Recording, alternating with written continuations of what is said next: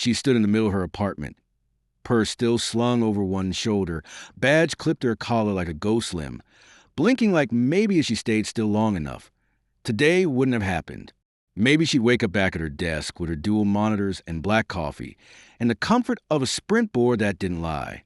But no, her login was already revoked. Slack gone, email dead. Her 15 years at Graybridge Tech disappeared faster than their diversity hires after the photo op. All she did was question the promotion of Jared the Java Jester, a man who once asked her if Python was that snake thing. 2 weeks later, she was restructured, not fired, not laid off, restructured like an old filing cabinet taking up too much room in a WeWork. She didn't cry, didn't shout, didn't even flinch when the HR lizard read her severance package like he was auditioning for a hostage video. She just picked up her things, her actual things, not the ones she built, and walked out, still nodding politely while security scanned her for stolen staplers. The irony thing they should scan her for was already sitting in a Git repo 6 apartments ago. Something she coded 3 apartments ago, back when she still believed loyalty meant something. And hey, real quick, before we go full throttle into this digital bloodbath, can I hit you with one small thing? Only 3% of you are subscribed. That's wild. If you're liking this story so far, do us a solid. Tap that subscribe button and drop a like. Seriously. Keeps the team fueled on coffee and mild vengeance, and helps more folks find these wild tales. Back to Rachel. She wasn't a rock star. She wasn't flashy. She was the kind of engineer that execs overlooked at company mixers until a system crashed and someone finally asked, "Does anyone know how this works?" Her answer was always yes, and she always fixed it. But fixing things got her nowhere. The new leadership, its TED Talk mantra energy and LinkedIn word salads, wanted collaborative synergy, which really meant let the boys play with the toys and the women document it later. The poker circle had become a promotion pipeline, and Rachel, despite her spotless record and countless saved deployments, was invited. The final slap wasn't the firing. It was a meeting 2 weeks earlier where she raised her hand and said calmly, professionally, Jared's code didn't meet integration specs, that his deployments caused latency spikes, that he didn't know what a cache invalidation was. Her boss, Dale, smiled like a shark in a Patagonia vest and said, "Rachel, you've got to stop being so emotional. We need a team player, not a perfectionist." Emotional, that word, the word men use when they're threatened by competence. She swallowed the bile in her throat and nodded, but something inside her, a very old fuse, sizzled. Back in her apartment, she opened her personal laptop, the old one, the one with the dusty keyboard and duct tape corner. Inside, it was a project from her freelancing days, a dynamic recommendation engine she built for fun, just to see if she could make subscription conversions smarter than the clunky script at work. Graybridge had never touched this version. It was cleaner, sharper, hers, though the corporate version had borrowed the idea and turned it into an over-engineered Frankenstein's monster with 50 dependencies and a CTO's nephew's fingerprint all over it. The original still purred like a panther. She clicked it open. For the first time in months, she smiled. The day Jared got promoted was the same day the office fridge exploded. Coincidence? Maybe. But when the DevOps guy who couldn't spell YAML got handed keys to the entire pipeline, it felt like the universe was trying to leak Freon directly into Rachel's bloodstream. She walked into the conference room with her notebook and her composure zipped up to her chin. Jared was already there, legs spread like he was trying to man-spread his way into credibility, wearing a hoodie that read, "Code hard, nap harder." The CTO, Mark, clapped him on the back like they just won a Little League championship. Jared stepping up to lead DevOps. He announced like that was some sort of gift to the rest of them. "Rachel, he'll need your help getting up to speed." Getting up to speed was code for, "Please make sure he doesn't delete production." Rachel blinked. "You want me to train him on a system he's never worked on that I built while reporting to him?" Mark gave her that performative smile that never touched his eyes. "You've always been so good with documentation. He's more of a visionary." She could have laughed. She wasn't already mentally digging a grave for her dignity. But instead, she nodded and said, "Of course.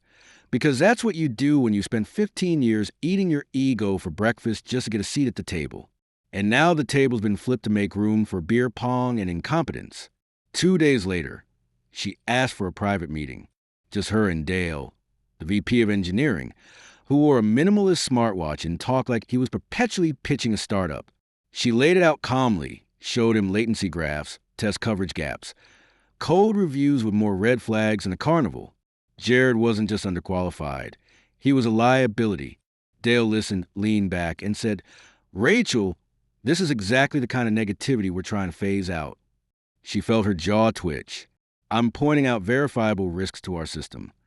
Being combative, and that was it. No matter how calm, how factual, how damn polite she was, it didn't matter. She was now the problem, the emotional one, the difficult one. The woman who wouldn't just smile and hand over her life's work to the intern with a beard oil addiction. She went home that night and started documenting everything. Slack messages, pull requests, meeting recaps. She screenshotted timestamps. She archived code diffs, made backups of every single update she'd touched in the last year, then logged it all in a local file labeled "in case of idiocy." Then she did one more thing. She logged into her sandbox, the private Git repo she'd spun up years ago, hosted under an alias, buried under layers of proxy routing, and unlinked every trace of it from her company credentials.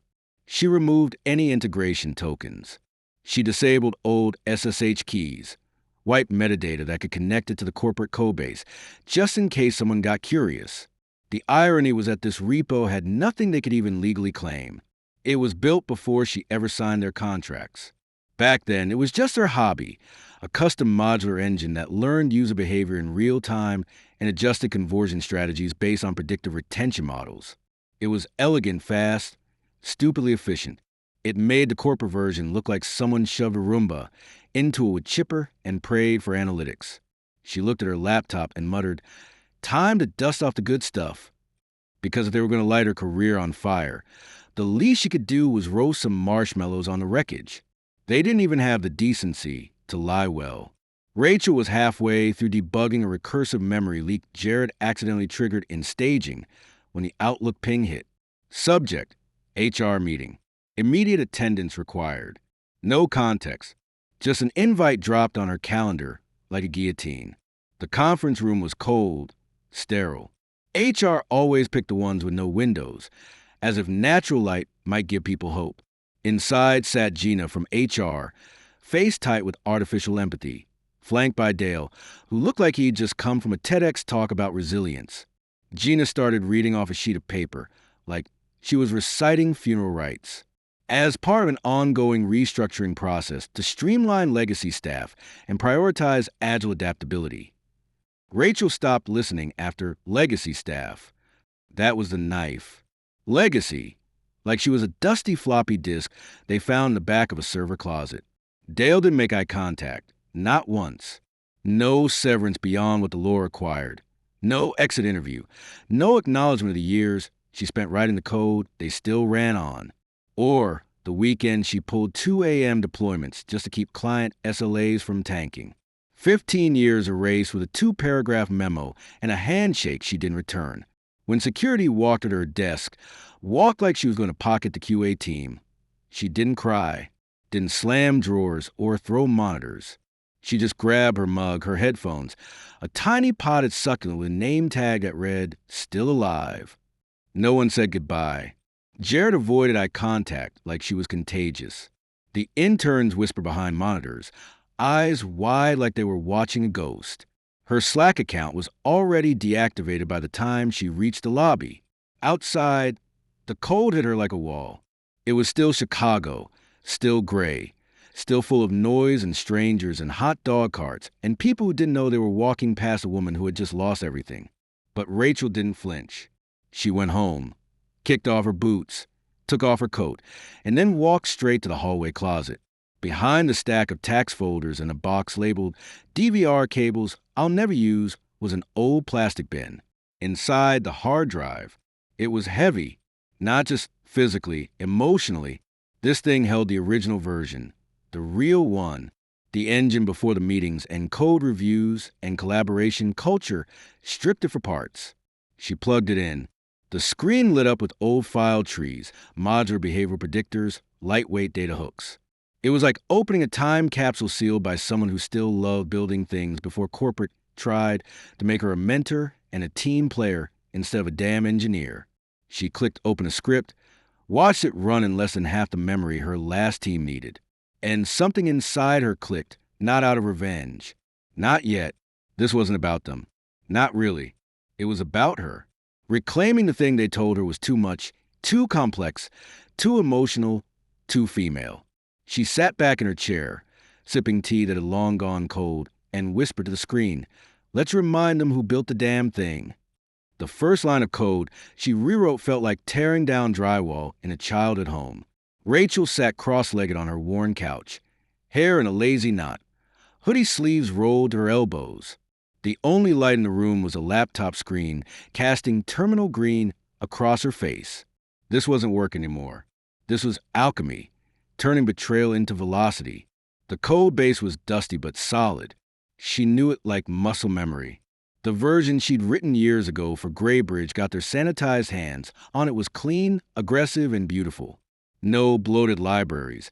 No TeamSpeak variable names like CollabFlow Controller. Just razor-sharp logic and dynamic segmentation models that moved. She ran a full audit. Nothing in the headers or timestamps tied back to the company. Everything was predated, pre-signed, pre-owned. Legally, morally, digitally, hers. She started cleaning. All the comments got rewritten. Every identifier renamed. User underscore much underscore predictor became Orion. Trial underscore demon turned into crux underscore demon. She changed internal directory structure, refactored functions for modularity, replaced deprecated syntax. The engine that once ran on coffee and optimism now ran on vengeance and raw precision. She didn't bother with sleep in any conventional way, only naps. 90-minute cycles between sprints. She kept a sticky note above her desk that read, 3 commits then food, 5 commits then stretch, code or die. The engine began to breathe again. Not just function, it adapted. Every test case she ran past in milliseconds. Every simulated user flow clicked like a watch snapping shut. And somewhere around day 4, the real discovery hit her like a jolt of static. She pulled up Graybridge's public infrastructure logs. Nothing illegal, just open source footprints, API version calls, webhook metadata, routine stuff. Except it wasn't. They'd rolled out a new partner integration 2 months ago, a marketing automation platform that piped directly into their subscription algorithm, one that depended, unknowingly, on the very framework she originally built. It wasn't a clone of her engine. It was her engine, just bloated and obfuscated with layers of collaborative input. But underneath the varnish was a skeleton she designed. The same data flow, the same predictive logic, even the same cache warming strategy she scribbled down on a bar napkin in 2015. She cross-referenced webhook behavior, compared packet structures. It was like watching someone wear her skin badly, and they were dependent on it. That system wasn't modular. Jared had patched it together with duct tape and hopeful prayers. If even one behavior model got yanked or underperformed, the whole recommendation pipeline would bottleneck like a clogged artery. They had no redundancy, no fallback, which meant if someone else offered client a better version of the same product, faster, sleeker, reliable, it wouldn't just be a threat, it would be an annihilation. Clients would jump ship faster than devs from a crypto startup after SEC notices. Rachel leaned back in her chair, brain buzzing like static. She didn't need to sabotage anything. She just needed to compete. And this time, she had the engine and nothing holding her back. The message she sent wasn't long. Just 10 words. Still building things.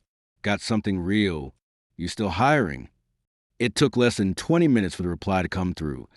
Faster than expected considering it was past midnight in Chicago. For you? Always. Got time tomorrow. Lucas Tran, now CTO at Cascade Analytics, the slicker, faster, hungrier competitor to Graybridge. He'd offered Rachel a job once, 2 years back, over drinks at a tech summit in Austin. Back then, She was still stupidly loyal, still clinging to the fantasy that the code spoke for itself. She declined his offer, told him she had unfinished work. Well, that work got finished. All right. Right before HR drop-kicked her into the parking lot. They met virtually the next afternoon. Rachel wore the same hoodie she'd been coding in for 3 days. Lucas, ever the California transplant, looked like a Patagonia ad with better posture. He didn't waste time. You working on what I think you're working on? She tilted her head. Define what you think I'm working on. He grinned. Something that's going to give Graybridge a nervous breakdown. She shared her screen. 10 minutes into her demo, Lucas stopped her. Wait, this is the behavioral engine you mentioned back in Austin. Rebuild it, optimize it, modularized. API hooks are leaner now, faster than anything I had at Graybridge and completely mine. Timestamped version, legally bulletproof. Lucas leaned back, whistling. You've been busy. Fired women usually are. He nodded, serious now. Rachel, I won't pretend this isn't a coup. You know what you're sitting on. You're not just plugging a hole in our system. You're handing me a tactical nuke wrapped in clean code. She waited.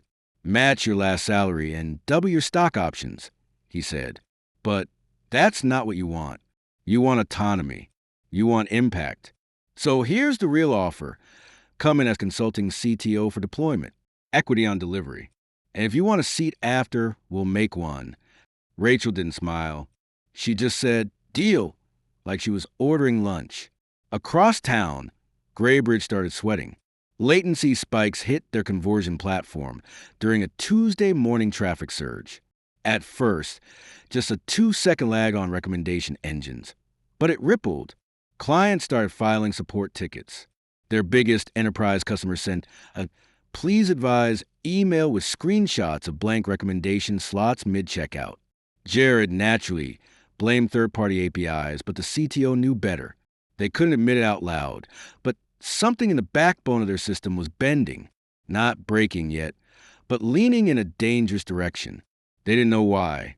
Back in her apartment, Rachel sipped cold brew and watched her get dashboard light up as Lucas's engineers began cloning her framework into Cascade's staging environment.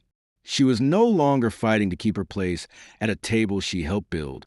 She was flipping the damn table, one commit at a time. The demo ran like a dream on a caffeine drip. Rachel walked Cascade's senior engineering team through Orion, her rebranded engine, in a private Zoom with Lucas and 2 product leads. Every module snapped into place like a well-oiled machine. Real-time behavior predictions, adaptive segmentation, conversion triggers optimized down to the millisecond, response time on simulated traffic. Lucas asked, 43 milliseconds peak, 32 average. Rachel answered without looking at notes, with full payloads. And that's without compression. Someone actually whistled. They didn't need another meeting. Contract hit her inbox 2 hours later. She read every word twice, then sent to a lawyer she trusted, an ex-contractor who specialized in IP law and revenge-fueled startups. He gave her the green light. Clean. Every timestamp, every commit log, every piece of code in Orion predated her employment at Graybridge. The code she wrote at the company was Frankenstein. This was purebred. Legally, morally, technically, she was in the clear, yet a splinter of paranoia still twisted under her ribs. She spent a full evening digging through backups, comparing code bases, combing through metadata like she was prepping for court. Part of her imagined the Graybridge legal team kicking down her door in Laurel trench coats, screaming about breach of contract. But the deeper she checked, the more certain she became. They don't own any of this. Still, she slept with her phone under her pillow. Then came the email. Subject, just a single line. You didn't hear this from me, but Dale's blaming you. Attached was a screenshot, a Slack message from a private engineering channel back at Graybridge. Dale, her former boss, talking in damage control mode. Rachel's old deployments must have introduced lingering flaws. We're auditing her legacy code. She stared at the screen, jaw clenched. Legacy code. She hadn't touched that engine in 6 months. She wasn't even allowed to. Jared had locked her out of production access 2 weeks before firing her. And yet Dale was already seeding the narrative. Rachel's gone, but her fingerprints are still to blame. Classic corporate ghosting. Haunt them, then frame the ghost for broken windows. She almost laughed. Almost. It wasn't just cowardice. It was strategy. Dale was laying groundwork. Blame the woman. Paint the system as fragile because of her technical debt. If the bugs got worse, which they would, they needed someone to hang it on. She forwarded the email to Lucas. He replied with 2 words, deploy faster. And they did. Migration was scheduled for that weekend. Cascade engineers were pulling long nights integrating Orion into their live environment. Her inbox filled with tickets marked, resolved, faster than she could archive them. Lucas sent her a photo of their internal dashboard. Early A/B tests showed a 19% uptick in customer retention across test groups. Rachel didn't sleep that night. Not from anxiety, from adrenaline. They were doing it. They were actually doing it. And for the first time in years, she wasn't wondering if someone in the next room was taking credit for her work or cutting corners to ship a broken product just to make Q3 look nice for investors. She looked at her hard drive one last time before unplugging it and locking it away. The future was already running on what she built. And the past, well, it was about to choke on it. Cascade flipped the switch at 2:07 a.m. on a Saturday. Rachel was in the Chicago satellite office. Shoes off, second cup of coffee gone cold beside her laptop. The deployment window was tight. 3 hours of planned downtime to migrate critical systems. But Orion didn't blink. Server logs, clean. Memory usage, sliced in half. Error rates, non-existent. By 2:14, live traffic started flowing. By 2:38, conversion rates began to spike. Not trickle, not climb, spike. Real-time dashboards lit up like slot machines in Vegas. Mobile checkout flow jumped 22%. Subscription reactivations doubled. The system adapted on the fly to user behavior with such precision that Cascade's lead data scientist literally whispered, "Holy," into his headset. Lucas sent her a Slack. "You just paid for your equity." She didn't respond. She just stared at the numbers, face expressionless, like watching a house she used to live in get quietly bulldozed from space. Sunday afternoon, she took a long walk by the lake. No screens, no headphones, just a wind and a deep, stretching calm. Not joy. She didn't have that in her anymore. Just stillness, a satisfaction like the silence after a storm. Monday morning detonated like a car backfiring in an empty alley. At 8:13 a.m., Graybridge's largest B2B client, an enterprise software firm with notoriously picky CTO, sent notice of contract termination effective immediately. Cited performance concerns, slow resolution times, lack of innovation. By 9:20, 2 more jump ship. By 11 o'clock, someone on LinkedIn posted a thread. "We migrated to Cascade this weekend. New engine is buttery smooth. Night and day difference. Props to whoever built it." They tagged Lucas. Rachel's name wasn't mentioned. Not yet, but people in the know started whispering. Back at Graybridge, chaos bloomed. Jared, the DevOps golden boy with a fantasy football problem, was melting down in Slack threads. Rachel still had a few friends embedded deep enough to screenshot the panic. Why is the rec engine stalling every time the CRM pings the API? Latency is over 300 milliseconds. Client dashboards won't load. They tried rebooting nodes, tried rerouting through legacy pipelines. Nothing worked. The patchwork monster they built around her original logic didn't know how to operate without her. It wasn't breaking, it was crumbling, one unhandled exception at a time. Jared, he was flailing. Someone leaked a clip from an internal Zoom. Jared sweating, stammering, blaming third-party vendors and inherited issues. One engineer dared to ask if maybe the architecture was flawed. Jared muted him mid-sentence. Rachel watched the video with the sound off. No smirk, no cheers, just a long, slow blink because this wasn't a win. Not in the sports movie way. There was no swelling music, no triumphant fist in the air. It was quieter, darker. The kind of satisfaction that tasted like iron and silence. The kind you feel when you reclaim something they swore was never yours to begin with. They thought they fired her, but really all they did was cut the brakes. And now, they were watching the wreck in real time. The press release from Cascade dropped Tuesday morning at 7 a.m. sharp. Rachel Hart named Chief Technology Officer of Cascade Analytics. It was simple, clean, and everywhere within the hour. TechCrunch ran it with a headline: Graybridge's loss, Cascade's power move. By 9 o'clock, industry blogs were dissecting her resume like it was scripture. 15 years of back-end architecture, patents, keynotes, a reputation as a quiet engine under every success they never credited. One outlet called her the invisible scaffolding of Midwestern tech. Rachel didn't even know what that meant, but she liked how it sounded. Back at Graybridge, the oxygen was thinning. Dale, the same VP who once called her too perfectionist to lead, had been summoned into back-to-back board meetings. Internal audit teams were combing through commit logs, looking for someone to blame other than the CTO's golden retriever in human form they'd installed as DevOps lead. But no scapegoats emerged. What they found was worse. They found rot, dead logic buried under half-written modules, dependency hell. The entire system was so deeply tethered to Rachel's long-deprecated code that every patch attempt made the crash logs longer. Someone in finance flagged the issue. $18 million in client churn projected in Q4 if current trajectory holds. Word leaked. A Twitter thread by an ex-employee with a burner account went viral. Graybridge fired the woman who built their conversion engine, replaced her with a guy who once Googled, "How does Git work?" in a live demo. Now their code base is a haunted house, and clients are running for their lives. Even Cascade's social team stayed silent. They didn't need to gloat. The industry was doing it for them. Rachel sat in her new office.